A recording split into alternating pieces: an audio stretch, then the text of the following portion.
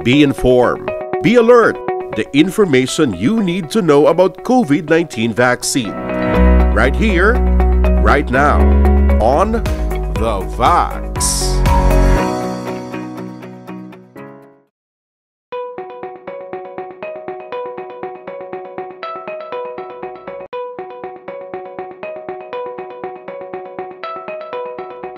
Ako, I'd like to look at the answer to that question nga ang nagadamo gid ang COVID positive sa syudad in two ways, no?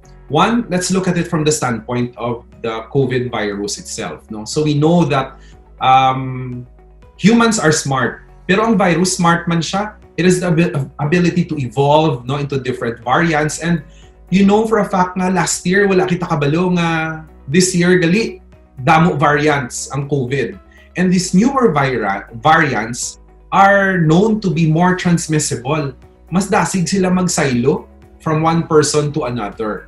So I think that's one reason. So because of that, wala kita niya control sa virus nga nag-evolve tapos easily transmissible. But what we have control over is the second factor, which I believe is us. I think if you look at the habits of people are more complacent.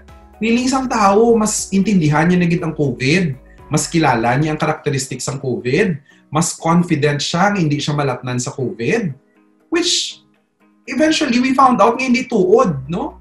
Because families after families, office after office, workmates after workmates, nagamasakit sila. I think we have to look at our habits.